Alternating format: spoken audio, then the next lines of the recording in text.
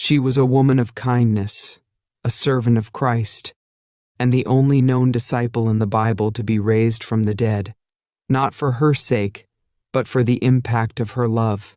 Dorcas of Joppa, a woman of faith and compassion. The salty air of Joppa carried the scent of the sea and the sound of fishermen hauling in their daily catch. The city's bustling markets were filled with traders from across the Mediterranean, Greeks, Romans, and Jews mingling in the narrow streets.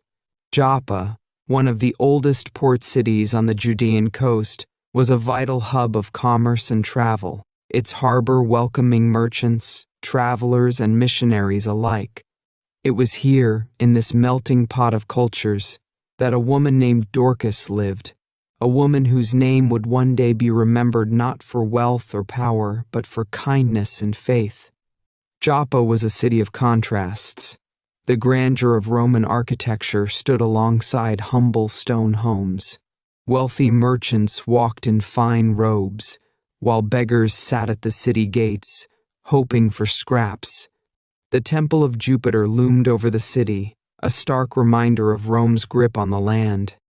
Yet, amidst the towering symbols of power, the small and growing community of Christ's followers gathered in homes, sharing meals, prayers, and stories of the Messiah. Dorcas was among them. She had heard the stories of Jesus, the man who healed the sick, fed the hungry, and welcomed the outcasts. Though she had never seen him with her own eyes, his message had taken root in her heart. She saw the suffering around her, the widows who had no one to provide for them, the orphaned children wandering the streets, and the sick left to die outside the city. She knew she couldn't change the whole world, but she could change the world for someone. And so she did. In the Hebrew tongue, her name was Tabitha, but in Greek she was known as Dorcas, a name meaning gazelle. The gazelle was a symbol of grace and swiftness, and indeed, she moved through the streets of Joppa with purpose and compassion. She was not a woman of noble birth, nor did she come from a family of wealth, but her hands were skilled, and her heart was generous. From the moment the sun rose over the city, Dorcas was at work. She spent her mornings at the market, selecting wool and flax to weave into garments. The city's looms clattered endlessly as women worked tirelessly to provide for their families. But Dorcas did not sell her goods for profit. Instead, she sewed garments for those who had none, the poor, the widows, and the forsaken. Her home was always open. A young mother with no husband to provide for her could always find shelter under Dorcas's roof. A starving child could always find a loaf of bread on her table. She worked quietly, never seeking recognition, but her kindness did not go unnoticed. The disciples in Joppa spoke of her as an example of Christ's love in action. Yet, her generosity came at a cost. Many in Joppa struggled under heavy Roman taxation. There were those who saw her kindness as weakness, accusing her of wasting resources on those who could not repay her. "Why clothe beggars when you could sell to merchants?" some asked. "Why waste your time on those who offer nothing in return?" Dorcas would only smile. "Because Christ clothed me in his love when I had nothing to offer in return." Joppa's beauty could not hide its suffering. Rome's rule was harsh, and its taxes heavy. Many fishermen and craftsmen barely earned enough to feed their families. The streets had their fair share of beggars, and the sick were left to fend for themselves. The temple priests collected offerings, yet the poor remained hungry. Among the most vulnerable were the widows. In a society where a woman's survival depended on her husband or sons, a widow without family support was often left destitute. Many were forced to beg or rely on the generosity of strangers. Some, out of desperation, turned to servitude or worse, selling themselves just to afford a meal. Dorcas saw them. She saw the old woman hunched by the city gate, her clothes ragged, her stomach empty. She saw the young mother cradling an infant, her eyes filled with hopelessness. She saw the orphaned children wandering the streets, searching for scraps. And she acted. She gathered wool and linen, weaving warm tunics and shawls for the widows. She took what little money she had to buy grain and olive oil, distributing it among the hungry. She encouraged the young and weary, offering them hope when the world had turned its back on them. Her work became known among the believers. Many of them joined her efforts, offering what little they could. Some brought food, others donated fabric, and a few wealthy Christians contributed funds to help sustain the mission. Yet, even as her influence grew, Dorcas remained humble. She never considered herself a leader, only a servant of Christ. The followers of Jesus in Joppa gathered in secret, wary of both Roman officials and Jewish leaders who saw them as a threat. They met in homes, breaking bread and sharing stories of Jesus' miracles. The news of his resurrection had spread far and wide, and though many doubted, the faith of his disciples burned brighter than ever. Dorcas found strength among them. She listened to the teachings of the apostles, clung to the scriptures, and encouraged others in their walk of faith. Though persecution loomed, she refused to be afraid. One evening, as she sat among fellow believers, a traveler from Jerusalem shared a story that brought tears to her eyes. "There was a man named Saul," he began, "a persecutor of the church. He hunted down the followers of Jesus, imprisoning them and approving their deaths. But something happened on the road to Damascus. He encountered the risen Christ, and his heart was changed. He now preaches the very gospel he once tried to destroy." The room was filled with murmurs of awe and disbelief. Dorcas whispered, "If even our greatest enemy can be transformed by Christ, then surely no one is beyond his reach." That night, as she lay in bed, she thought of the widows and orphans, the outcasts and the broken. They, too, needed to know the love of Christ. They needed to see that God had not abandoned them. She would show them, not through grand speeches or powerful sermons, but through acts of love. Dorcas had no idea how short her time would be. She had no idea that her work would soon be interrupted by sickness and death. Nor did she know that her name would be remembered for generations to come. Dorcas was born in Joppa, a city that had seen the rise and fall of empires. Her father, a merchant who traded goods from Egypt and Greece, ensured that his family had a comfortable life. Her mother, a skilled weaver, spent her days at the loom, creating fine garments that were sold in the marketplace. From a young age, Dorcas was drawn to the hum of the marketplace, where merchants bartered for fish, fruit, and fabrics. She would watch as her mother skillfully spun wool into thread, transforming simple fibers into beautiful tunics. She learned early on that a woman's hands could create more than just cloth. They could bring warmth and dignity to others. But life in Joppa was not easy. The Romans ruled with an iron grip, demanding taxes from merchants and fishermen alike. Soldiers patrolled the streets, their presence a reminder that the people of Judea were not truly free. Dorcas often heard whispers of rebellion, unrest, and a coming Messiah. Her parents, though devout Jews, did not speak much about the political struggles of the land. Instead, they taught her the importance of faith, kindness, and hard work. "When we weave a garment," her mother would say, "we do not rush, nor do we leave the fabric unfinished. Every thread has its place. So too, our lives must be woven with care, each deed a thread in the tapestry of God's will."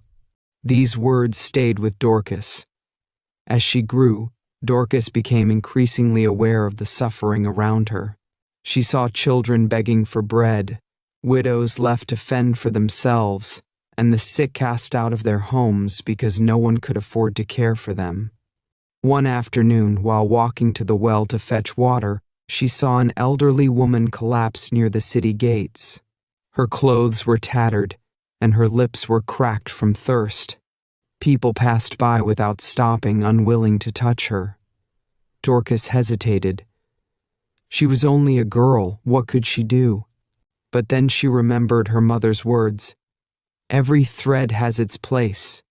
She stepped forward, knelt beside the woman, and offered her water. The old woman's eyes, clouded with age, filled with tears as she drank. "Bless you, child," she whispered. That day, Dorcas learned an important truth. Compassion does not require wealth or power. It only requires a willing heart. From then on, she made it her mission to help wherever she could. She accompanied her mother to the marketplace and asked for scraps of fabric, which she sewed into small garments for the poor. She shared her meals with those who had none, and in doing so, she felt something stir within her, a deep and abiding sense of purpose. By the time Dorcas reached womanhood, Joppa was alive with rumors of a man named Jesus. Some called him a prophet, others said he was the long-awaited Messiah.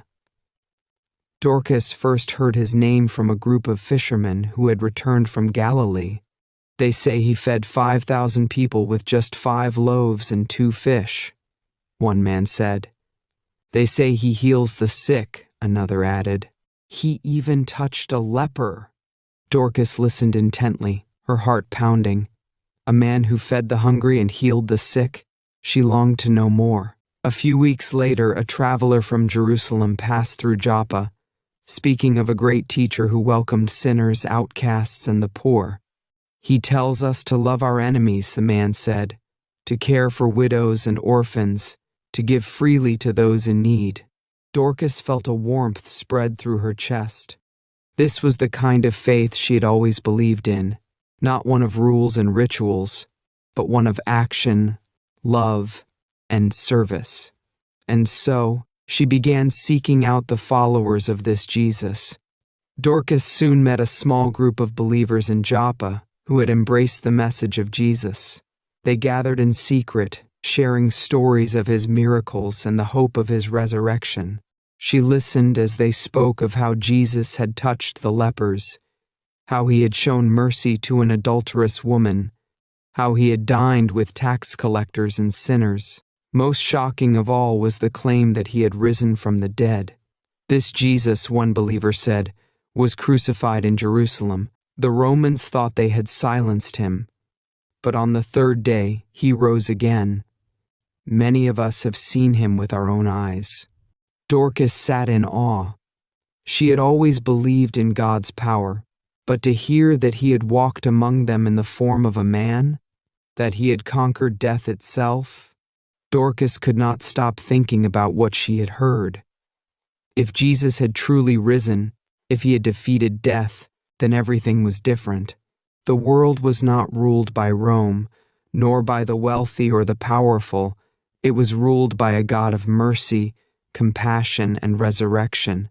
She thought of the widows sitting alone in their homes, the sick left to suffer in silence, the beggars who were ignored in the streets. If Jesus had walked among the poor and broken, then surely he was calling her to do the same. She made a decision.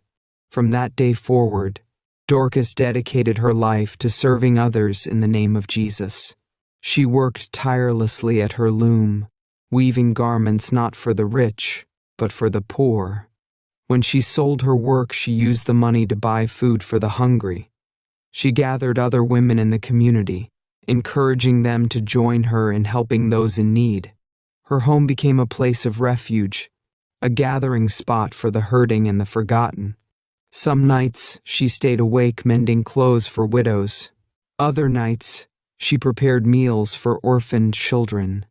At first, some of her old friends laughed at her. "Why waste your time on those who cannot repay you?" they asked. But Dorcas would only smile and reply, "Because Christ has already repaid me with his love." Though her work brought great joy, it was not without hardship.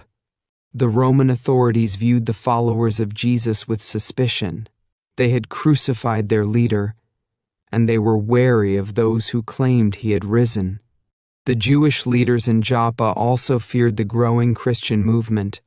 Some believed it was a dangerous sect, a threat to their traditions. Dorcas and the other believers faced opposition, ridicule, and even threats. One day, as she walked through the marketplace, a wealthy merchant sneered at her. "You waste fine fabric on beggars," he scoffed. "You could be selling to the Romans and living in comfort." Dorcas met his gaze steadily. "If I sell to the rich, only their bodies will be clothed.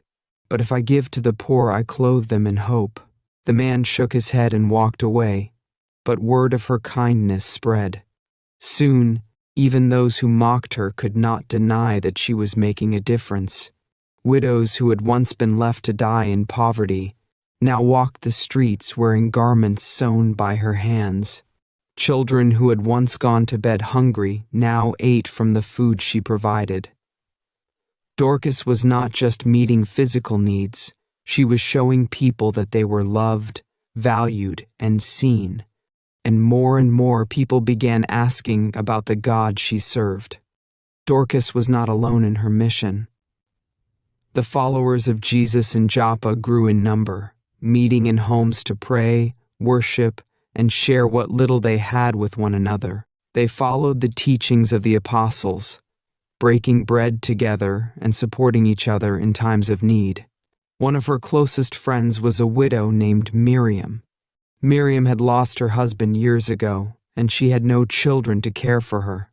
When Dorcas met her, she was weak from hunger, her clothes little more than rags.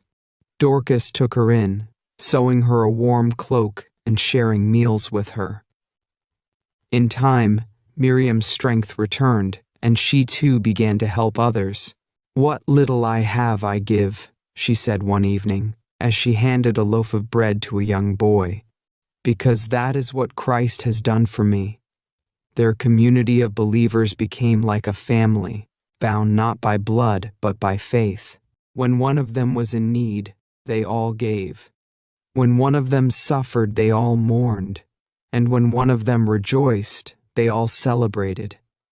Their love for one another set them apart, and even those who did not believe could not ignore their kindness. Though Dorcas never traveled far from Joppa, she often heard news of how the message of Jesus was spreading. From Galilee to Jerusalem, from Damascus to Antioch, more and more people were coming to faith. She learned of a man named Peter, one of Jesus' closest disciples, who had been preaching boldly in the name of Christ. She heard of a man named Saul, once a feared persecutor of Christians, who had been transformed into Paul, a powerful teacher of the gospel. The world was changing, and though Dorcas was just one woman in one city, she knew that she had a role to play. She could not stand before kings. She could not travel across the sea.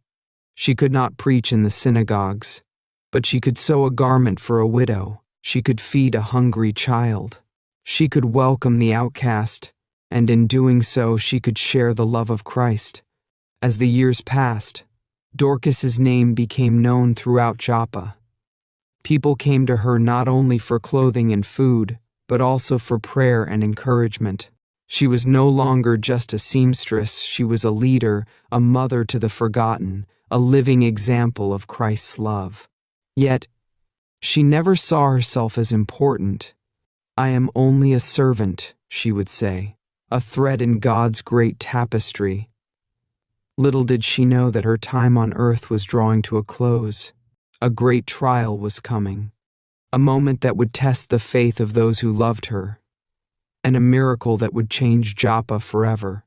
Dorcas had always been strong.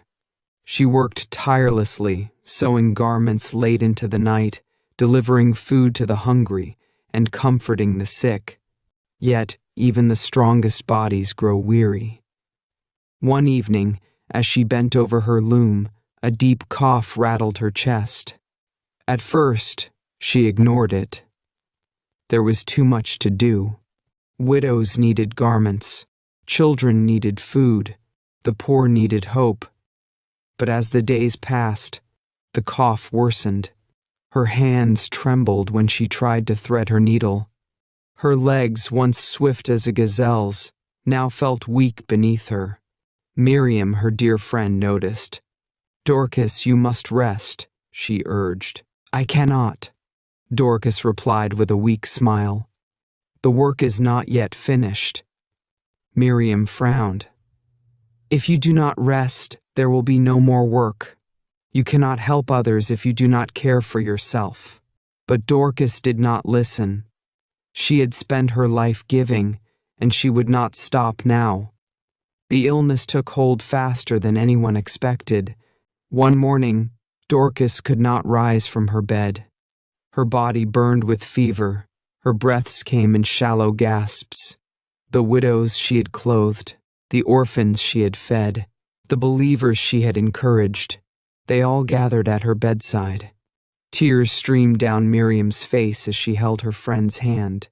"Do not leave us," she whispered. Dorcas tried to smile, but even that took too much strength. She could feel herself slipping away, but she was not afraid. She had given everything, and she knew that soon she would be in the arms of the one she had served so faithfully. That night, Dorcas took her last breath. The city of Joppa fell into mourning. Widows wept in the streets. The poor cried out in grief. The believers gathered in sorrow. Dorcas, their friend, their sister in Christ, their mother in faith, was gone. In the Jewish custom, the dead were prepared for burial immediately. The women washed Dorcas's body with tears in their eyes. They wrapped her in linen, whispering prayers of gratitude for all she had done. "Who will care for us now?" a young widow sobbed. Miriam wiped her tears. "She would not want us to despair. She would want us to trust in the Lord." But even as she spoke the words, her heart felt hollow. Dorcas had been the light of Joppa, and now that light was gone. The believers in Joppa were heartbroken, but they had heard of miracles. Peter, one of Jesus' closest disciples, was not far away in the town of Lydda. There he had recently healed a paralyzed man named Aeneas, and word had spread that God's power was moving through him. A thought stirred in Miriam's mind. What if Peter could do something? It was a desperate hope. Dorcas was already dead. No one had ever seen someone come back to life. But hadn't Jesus raised the dead? Hadn't he told his disciples that they would do even greater things in his name? The believers sent messengers to Lydda. "Come quickly," they begged Peter. "Dorcas is dead. You must come at once." Peter did not hesitate. He had seen the power of God before. He had watched Jesus raise a little girl from death. He had seen miracles no one could explain. And so he went to Joppa. By the time Peter arrived, the house was filled with mourners. Widows stood holding the garments Dorcas had made for them, their tears soaking the fabric. "She clothed us," one woman wept. "She fed my children," another said. "She showed us what it meant to love like Christ," Miriam whispered. Peter's heart was moved. He asked to be taken to where Dorcas lay. The believers led him to an upper room where her body had been placed. The room was still, except for the quiet sobs of those who remained. Peter took a deep breath. He had seen Jesus raise the dead before. He had seen Lazarus walk out of the tomb. He had seen the impossible become possible. And so he knelt beside Dorcas's body. Peter sent everyone out of the room. He needed to pray. Not a prayer of grief, but a prayer of faith. He closed his eyes and whispered the name that held all power: Jesus. Then he turned to Dorcas's still body and spoke, "Tabitha, arise." For a moment nothing happened. The room was silent. Then Dorcas's eyelids fluttered. A breath filled her lungs. Her fingers twitched, and slowly she opened her eyes. Peter reached for her hand, lifting her up. She was alive. When Peter called for the believers to return, they could not believe their eyes. Dorcas stood before them, breathing, moving, alive. Gasps turned to shouts of joy. Tears of sorrow became tears of amazement. Words spread through Joppa like fire. Dorcas, the woman of kindness, the woman of faith, had been raised from the dead. People ran through the streets proclaiming the miracle. "Come and see, she lives, she lives." And many, upon hearing what had happened, believed in the Lord. Dorcas's resurrection became a testimony that shook the city. Dorcas knew that her life was no longer her own. She had already given everything to Christ before her death, but now he had given her back to the world. She could not waste this second chance. She continued her work, but now it was different. Every stitch, every meal, every act of kindness carried a deeper meaning. She had walked through death, and now she lived again, not for herself, but for the glory of God. Her name spread far beyond Joppa. People came from surrounding towns to see the woman who had been raised to life. And every time someone asked her about the miracle, she told them the truth. "It was not I who was raised, it was Christ in me." Dorcas did not seek fame. She did not travel far, nor did she preach in great synagogues. She simply continued doing what she had always done, serving others. But because of her, many in Joppa came to faith. Because of her, the poor and widowed had hope. Because of her, Christ's love was made visible. And though she eventually passed from this world, her legacy never faded. For centuries to come, the church would remember her as a woman of compassion, faith, and resurrection. And even today, whenever a hand reaches out to clothe the poor, whenever kindness is given without expecting anything in return, the spirit of Dorcas lives on. For a single act of love can change the world, and a single faithful heart can leave a legacy that never dies. News of Dorcas's resurrection spread quickly. The streets of Joppa buzzed with excitement, disbelief, and wonder. People flocked to her home, eager to see with their own eyes what they had only heard in whispers. Some arrived skeptical. Could this truly be the same woman who was dead? But when they saw Dorcas standing before them, her face radiant, her hands strong, her eyes full of life, their doubts vanished. "This is the power of Jesus Christ," Peter declared. "He alone has conquered death."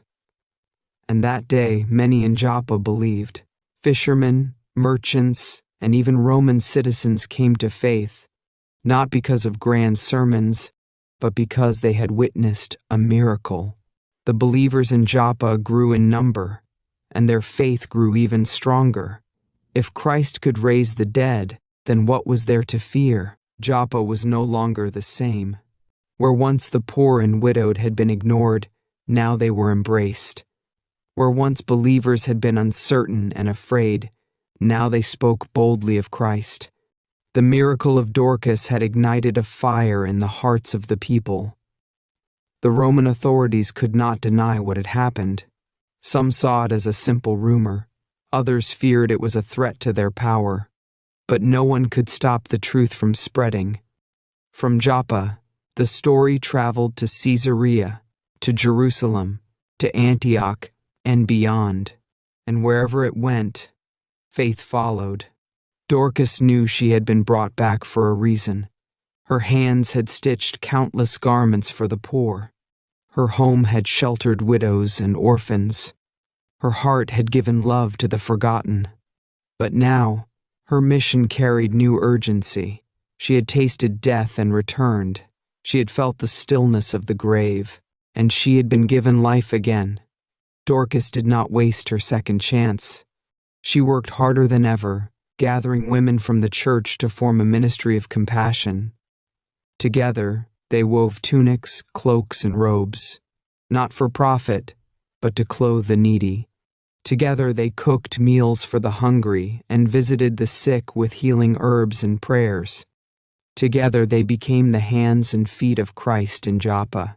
And as more believers joined them, their ministry grew beyond the city. One day, a messenger arrived from Caesarea. He carried a message for Peter. "A Roman centurion named Cornelius has sent for you," he said. "He is a Gentile, but he fears God. He seeks to know the truth." Peter's brow furrowed. The Jews had always believed that salvation was for their people alone. Could God also call the Gentiles? The next day, Peter left Joppa and traveled to Caesarea. There he met Cornelius, a man whose heart had already been stirred by the Spirit. As Peter spoke, the Holy Spirit descended upon Cornelius and his household, just as it had upon the Jewish believers at Pentecost. Peter was amazed. The gospel was not just for the Jews, it was for all people.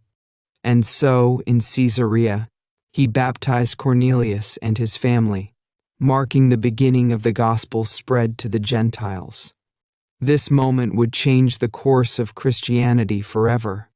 And it all began in Joppa, the city where Dorcas had lived, died, and risen. As more Gentiles came to faith, the church faced a new challenge. Would they be accepted? Would the Jewish believers see them as equals? Peter, having witnessed what happened in Caesarea, defended them. "If God has given them the same Spirit he gave us," he said, "who are we to stand in his way?" Dorcas too embraced the new believers. In her home, Jews and Gentiles gathered together, breaking bread, sharing testimonies, and worshiping the same God. In Joppa, the walls of division began to crumble. Here, there were no outcasts. Here, there were no lesser believers. Here, all were one in Christ. And this unity became a powerful witness to the world. Though Dorcas was not a preacher, her actions spoke louder than words. She never sought power or recognition. She never stood before rulers or kings. Yet, her kindness moved a city. Her resurrection brought many to faith. Her hands, though small, wove a legacy that stretched beyond Joppa. Peter eventually left, continuing his journey to preach the gospel. But the work in Joppa did not stop. Dorcas and the believers carried on the mission. They cared for the sick. They fed the hungry. They welcomed the broken. And because of their love, Joppa remained a beacon of light. Years passed, and Dorcas grew older. Her hair, once dark, turned silver. Her hands, once swift, grew slower. Yet, her heart remained as strong as ever. She continued to teach younger women the art of sewing and the greater art of kindness. She continued to welcome the poor and forgotten into her home. She continued to serve the Lord with every breath, and when her time finally came, she passed not in sorrow but in peace. She had lived fully. She had loved deeply. She had been faithful. And though she was gone, her story remained. The church in Joppa continued to honor her memory. Widows still wore the garments she had made. Children still told the story of her resurrection. And generations later, her name was still spoken with reverence. Even today, across the world, believers remember her. They name churches and charities after her. They follow her example of selfless love. They tell her story, the story of a woman who died, rose, and lived for Christ. Because love never dies, and faith never fades. Dorcas's legacy lives on. Long after Dorcas had passed from this world, her story continued to spread. The widows of Joppa, who had once wept over her lifeless body, now told their children and grandchildren about the woman who had clothed the poor, fed the hungry, and been brought back to life by God's power. For years, believers would gather in homes, pointing to the garments Dorcas had sewn. These were made by a woman whom God raised from the dead, they would say. She was a servant, and through her, many came to know Christ. Her life became a testimony, not just in Joppa, but throughout the growing Christian world. Churches across Judea, Samaria, and beyond heard of the woman who had embodied the love of Christ so fully that even death itself could not silence her witness. And so, her name was never forgotten. Dorcas's life of compassion and service inspired others to follow her example. Women throughout the early church took up the mission she had begun. They sewed garments for the poor, just as she had. They fed the hungry and sheltered the orphaned, just as she had. They welcomed strangers and cared for the sick, just as she had. Her spirit of generosity and love became a model for Christian charity. And in time, her example led to the formation of some of the earliest Christian charitable ministries.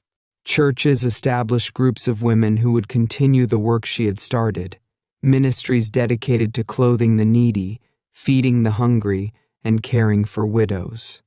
Some of these groups even took her name, calling themselves the Dorcas Society, a name that still exists in many churches today. As the church expanded across the Roman Empire, the story of Dorcas became one of the most cherished tales of faith.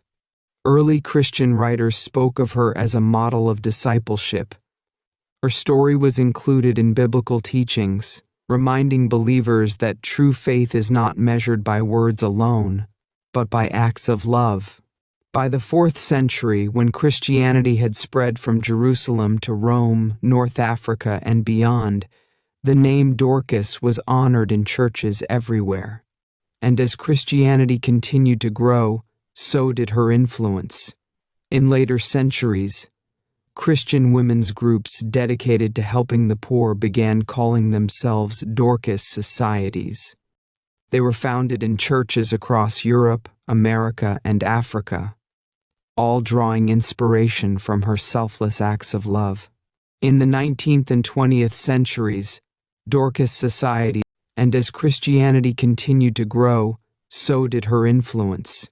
In later centuries, Christian women's groups dedicated to helping the poor began calling themselves Dorcas Societies. They were founded in churches across Europe, America, and Africa, all drawing inspiration from her selfless acts of love. In the 19th and 20th centuries, Dorcas Societies became a global movement. They focused on sewing clothes for the needy, just as Dorcas had done. They provided food, shelter, and support for widows and orphans. They reached out to the sick, the homeless, and the forgotten, carrying her mission forward through the generations. Even today, churches and charities carry her name, honoring her legacy through acts of kindness and service. Dorcas's story teaches us that one life can make a difference. She was not a ruler, a prophet, or a great speaker. She did not stand before kings or command armies. Yet, through small acts of love, she changed the world around her. Her life reminds us that true faith is active. Dorcas did not just believe, she lived her faith through her works. Compassion is powerful. She did not have wealth or status, yet she brought hope and dignity to the poor. Love is a testimony. Her kindness spoke louder than words, leading many to Christ. God sees and honors our service. Even the simple act of sewing garments became a testimony of God's power. And most importantly, her story reminds us that nothing done in love is ever forgotten. More than 2,000 years later, Dorcas's story is still being told. Her name is read in churches, her example is followed by believers, and her legacy continues through every act of kindness inspired by her life. She is remembered not because she was wealthy, famous, or powerful, but because she gave what she had in love. And today, whenever a garment is sewn for someone in need, whenever a meal is shared with the hungry, whenever a heart chooses compassion over selfishness. Dorcas's story lives on. In the grand history of the world, many names have been lost.